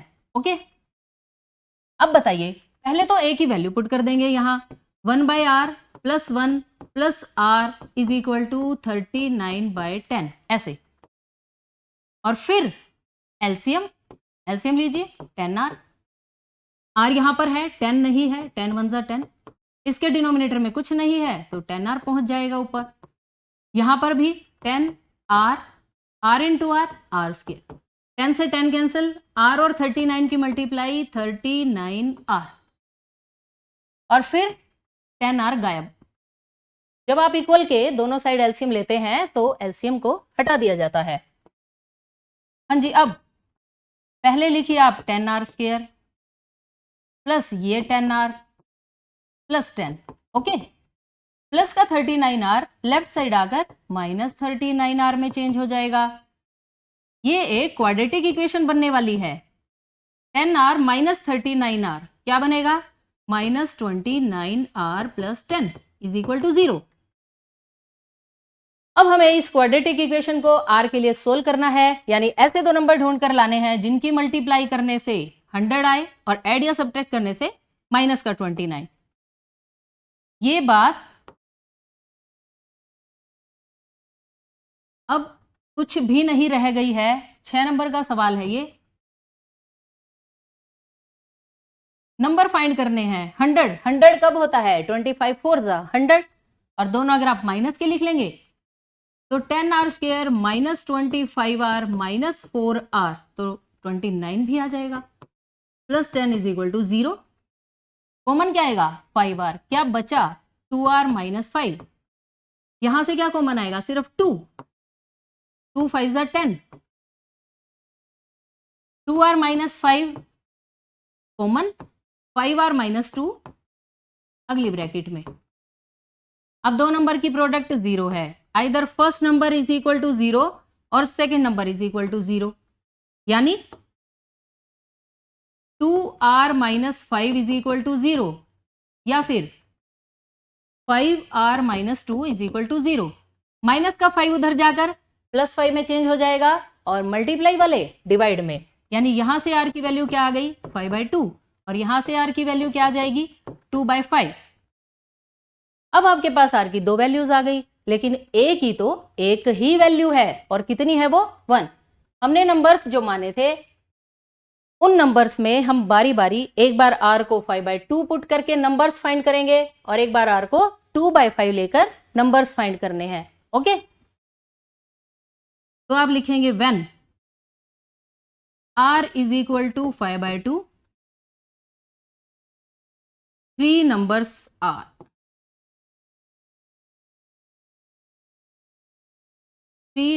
आर। नंबर्स क्या थे, देखिए मैं यहां लिख देती हूं एक बार। नंबर्स थे हमारे पास a/r, a और ar।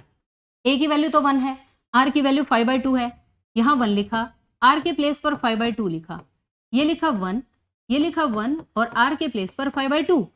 डिवाइड के नीचे जब भी डिवाइड होता है तो रेसिप्रोकल हो जाता है। 5/2 का क्या बन जाएगा 2/5, 1 का 1 और इसकी वैल्यू 5/2। तो these are 3 numbers when r की वैल्यू 5/2 और जब r की वैल्यू 2/5 होगी। अगेन आपको यहां पर ऐसे ही लिखना है r is equal to 2/5। Then 3 numbers क्या बनेंगे, जब आप यहां 2/5 लिखेंगे तो रेसिप्रोकल हो जाएगा, यानी 5/2, 1 और 2/5। इस तरह से ये 2 आंसर आएंगे आपके इस क्वेश्चन के और ये 6 मार्क्स का क्वेश्चन कंप्लीट हो गया। इस क्वेश्चन की चॉइस में हमारे पास जो क्वेश्चन गिवन है उसकी स्टेटमेंट देखिए आप एक बार ध्यान से। If ABCD are in GP then show that. Prove that के क्वेश्चन हमेशा बिल्कुल आसान होते हैं। आपको थोड़ी सी ट्रिक, थोड़ी सी बात, कोई फॉर्मूला अगर याद है तो आप बड़े आराम से इस क्वेश्चन को कर सकते हैं।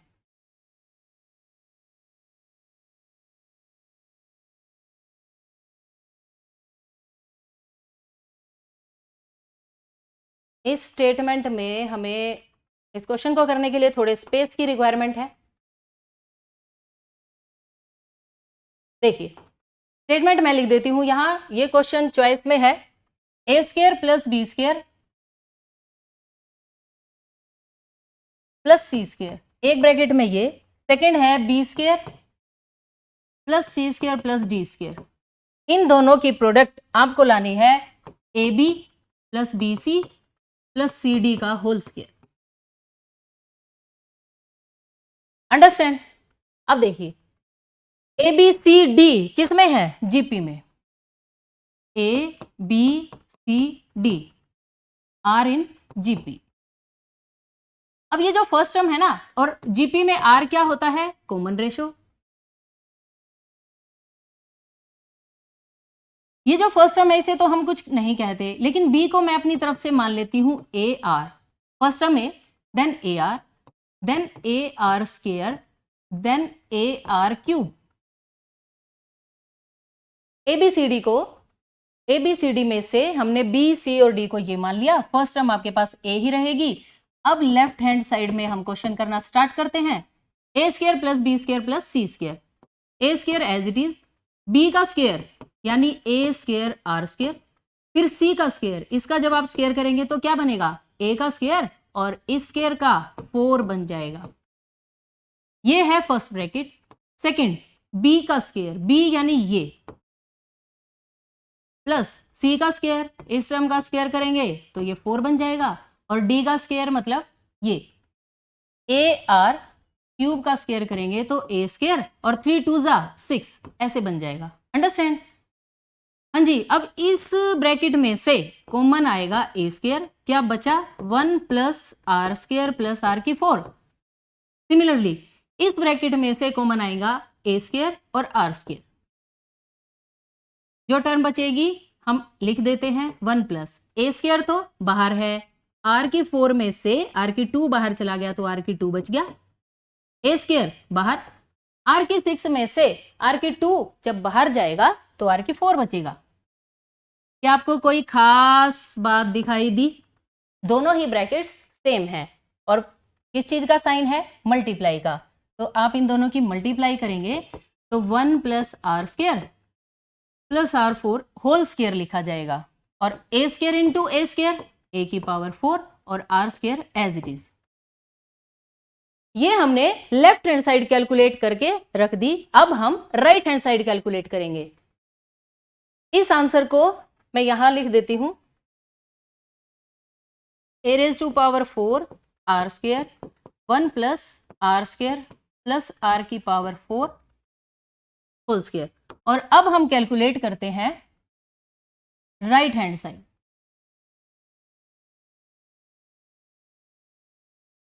राइट हैंड साइड में क्या है, a और b की मल्टीप्लाई करनी है आपको। a और b कहां है, a ये और b ये, a इंटू बी यानी a square r plus b c की मल्टीप्लाई करनी है। b और c की जब आप मल्टीप्लाई करेंगे तो a स्क्वायर r क्यूब आ जाएगा। c और d की मल्टीप्लाई यानी इसको इससे मल्टीप्लाई करना है तो a स्क्वायर r। देखिए मल्टीप्लाई, a और a की multiply a square, r square और r की 3 की मल्टीप्लाई r की 5। मल्टीप्लाई करते वक्त अगर बेस सेम हो तो पावर्स ऐड हो जाती हैं। पहले तो कॉमन लिख लीजिए आप, इन दोनों तीनों में से क्या कॉमन आएगा, a स्क्वायर r। क्या बचा, यहां तो बचा 1, a स्क्वायर बाहर है, r स्क्वायर बच गया, यहां बचेगा r की पावर 4 ऐसे, और होल स्क्वायर अभी बाहर है। ये स्क्वायर जब ओपन होगा तो इसका भी और इसका भी, जैसे ही आप ये स्क्वायर यहां लगाएंगे तो 2 का 4 बन जाएगा और r का स्क्वायर, और इस ब्रैकेट का होल स्क्वायर।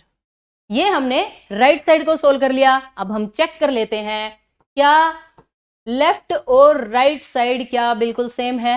हाँ जी बिल्कुल सेम है। तो लास्ट में आप क्या लिखेंगे, LHS is equal to RHS, hence proved.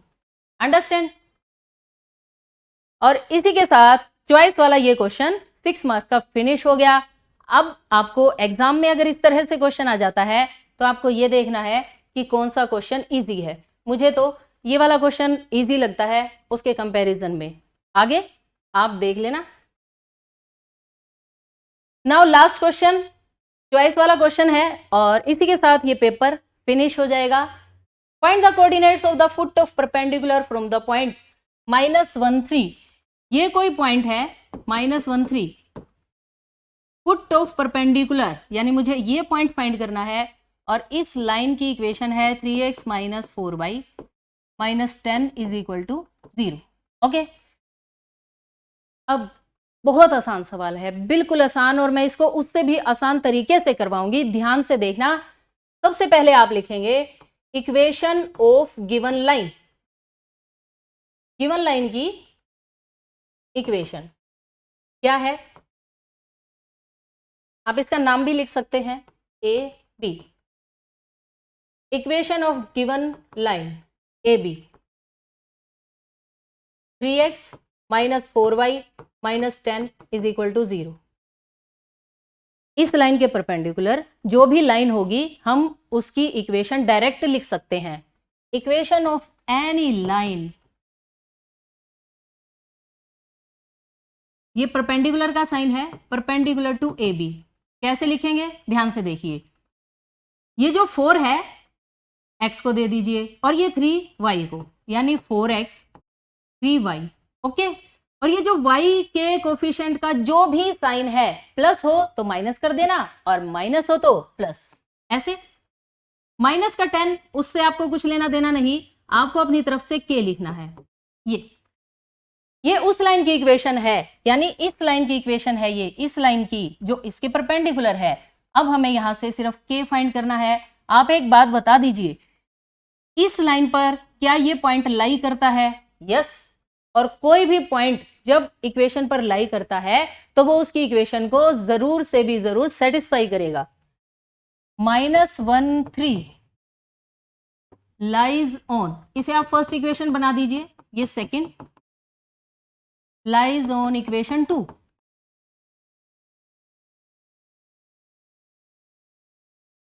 Lies on line, second line पर लाई करता है तो इसे सेटिस्फाई करना चाहिए। x के प्लेस पर -1 और y के प्लेस पर आप 3 लिखकर k की वैल्यू फाइंड कर लाइए। 4 1 जा 4, 3 3 जा 9, 9 में से 4 गए 5, और प्लस का 5 राइट साइड जाकर -5 में चेंज हो जाएगा। इस वैल्यू को पुट इन इक्वेशन 2। यहां अगर आप पुट कर देंगे, पुट इन इक्वेशन 2, लाइन की इक्वेशन क्या बन जाएगी? 4x plus 3y minus 5 is equal to 0, और इसे आप लिखेंगे थर्ड इक्वेशन। अंडरस्टैंड? हमें क्या फाइंड करना है? हमें फाइंड करना है फुट ऑफ परपेंडिकुलर। एक बात बताइए, आपके पास इस लाइन की इक्वेशन है? हाँ जी, ये आ गई। इस लाइन की इक्वेशन है गिवन। फुट ऑफ परपेंडिकुलर कहाँ है? यहां। इट मीन्स अगर आप इन दोनों इक्वेशंस को सिंप्लीफाई कर लें, सोल्व कर लें, एक्स और वाई की वैल्यू ढूंढ लाएं, वही होगा फुट ऑफ परपेंडिकुलर। अंडरस्टैंड? अब हमें इन दोनों इक्वेशंस को सिंप्लीफाई करना है। एक इक्वेशन ये लिखी है आपके सामने, और एक ये 4x plus 3y minus 5 is equal to 0। इसे हमने नाम दिया है थर्ड इक्वेशन।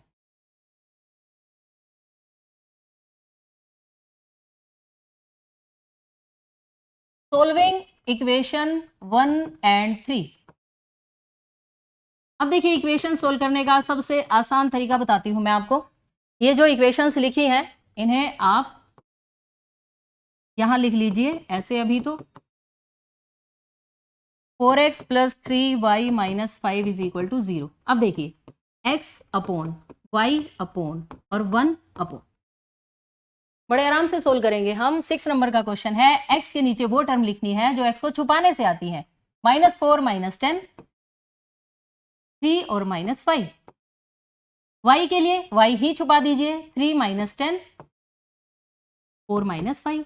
और कांस्टेंट के लिए कांस्टेंट ये गायब हो जाएगा, 3 -4 4 और 3 मल्टीप्लाई, एक एरो ऐसे लगाना, फिर ऐसे और फिर ऐसे। ओके, बताइए, -4 इंटू -5 20, 10 3 30, -30 आएगा, लेकिन हमें भी माइनस करना है तो वो क्या बन जाएगा? +30 इज इक्वल टू 4 10 ये मल्टीप्लाई पहले ऐसे होगी, 4 10 और माइनस भी है तो -40, 5 3 15, पहले ही माइनस है, एक माइनस हमें भी लगाना है तो +15, 3 3 9, 4 इंटू -4 -16, अगेन एक माइनस और लगेगा तो ये क्या बन जाएगा? +16।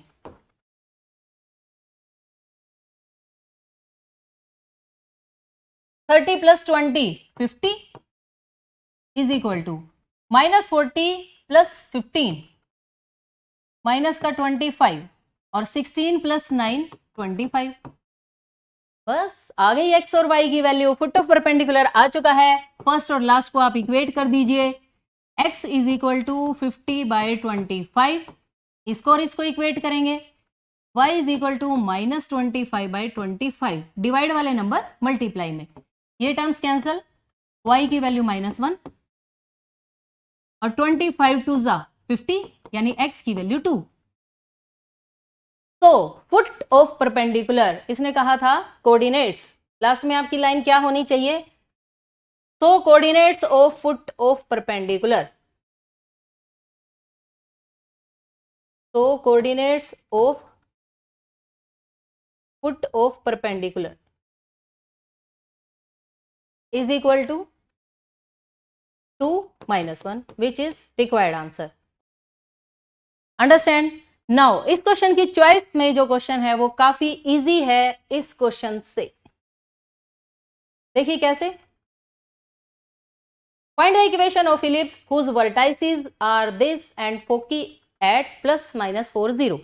हमें फोकी और वर्टाइसेस के कोऑर्डिनेट्स गिवन है और बतानी है इलिप्स की इक्वेशन। बिल्कुल ही सिंपल सा क्वेश्चन है। देखिए, वर्टाइसेस +-5 0 और फोकी +-4 0, ऐसे। वर्टेक्स के जो कोऑर्डिनेट होते हैं वर्टाइसेस के, वो होते हैं +-a0 और फोकी होता है +-ae0। कंपेयर कीजिए, a की वैल्यू 5, ओके, ae की वैल्यू 4। अब हम बिल्कुल सिंपल सा फॉर्मूला लगाएंगे, क्या? b² is equal to 1 - e²। अब की बार आप इसे स्क्वायर को मल्टीप्लाई कर दीजिए, a square minus a square e square is equal to b square. हाँ जी, ए की वैल्यू क्या है 5, तो 5 का स्क्वायर कितना हो जाएगा 25। ए स्क्वायर ई स्क्वायर यानी इसमें आप बोथ साइड स्क्वायर कर लीजिए, 4 4 जा 16 और यहां लिख दीजिए। बी स्क्वायर की वैल्यू 25 माइनस 16 9। हमें क्या फाइंड करना है, एलिप्स की इक्वेशन। और एलिप्स की इक्वेशन जब फोकी ये होता है, मतलब एक्स कोऑर्डिनेट पर होते हैं वर्टेक्स, तब एलिप्स की इक्वेशन होती है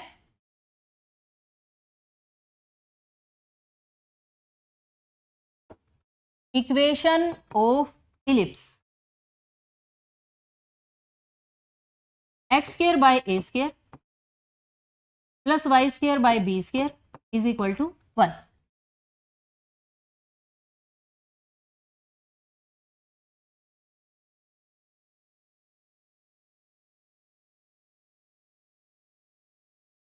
ये देखिए एलिप्स यहां पर होते हैं फोकी ए ई और इधर होता है माइनस ए। ओके, इस वाले एलिप्स की इक्वेशन यहां पर x square by a square plus y square by b square होगी। बी स्क्वायर की वैल्यू 9 आ चुकी है और ए स्क्वायर की क्या वैल्यू आई थी plus y square by 9 is equal to 1।